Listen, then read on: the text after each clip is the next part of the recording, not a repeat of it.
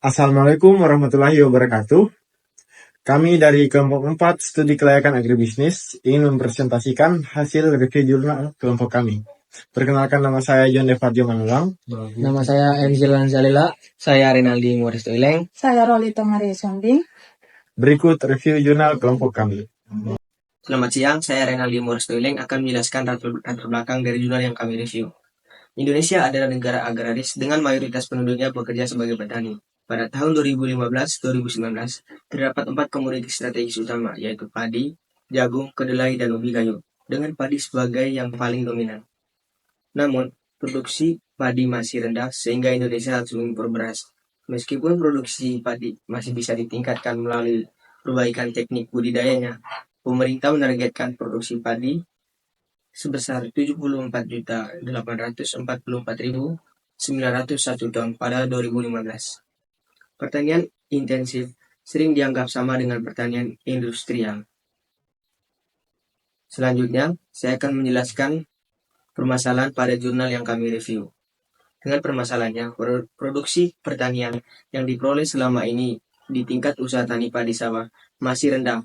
Bahkan, pemerintah Indonesia sampai harus mengimpor beras dari luar negeri. Saya Emzilan Zalila. Di sini saya akan menjelaskan tentang teori-teori penelitian dan hipotesis penelitian.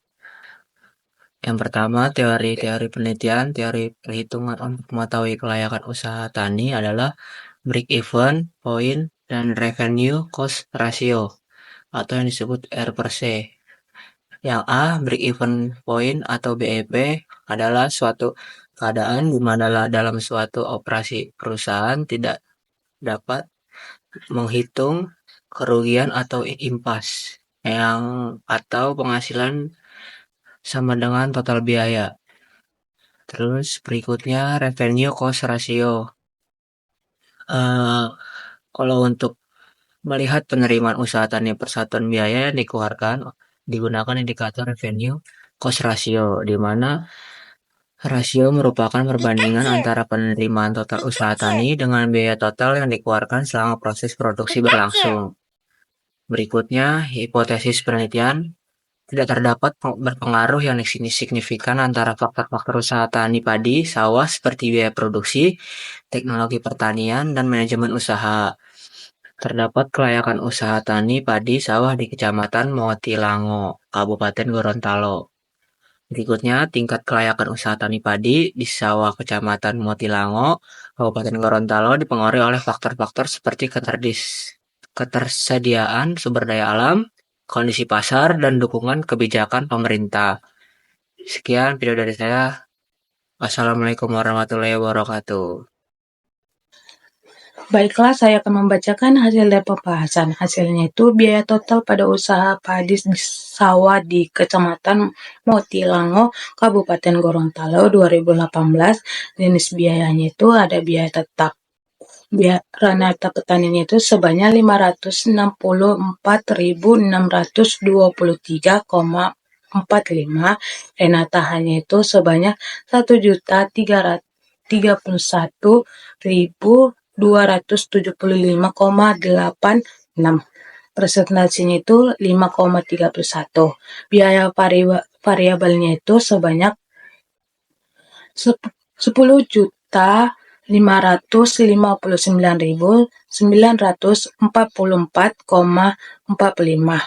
Renatahannya itu sebanyak 19.663.340,8. Presentasinya itu 94,69. Biaya totalnya itu sebanyak 11.224.567,91. Renatahannya itu sebanyak 20.694.620,68. Presentasinya itu sebanyak 100,00. Pembahasannya itu menyatakan bahwa biaya produksi adalah biaya yang dikeluarkan oleh petani dalam proses produksi serta membawa menjadi produk, termasuk di dalamnya barang yang dibeli dan jasa yang dibayar di dalam maupun di luar usaha tani. Selanjutnya, saya akan membacakan kesimpulan.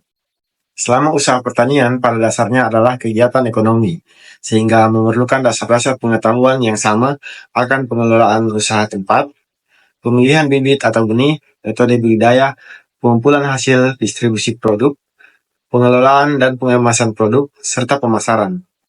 Nilai hasil analisis kelayakan usaha agribisnis pada sawah di Kecamatan Motilongo, Kabupaten Gorontalo, RC rasio adalah 2,02, lebih kecil dari 1. Berarti usaha tani tersebut menguntungkan serta layak untuk diteruskan dan dilanjutkan.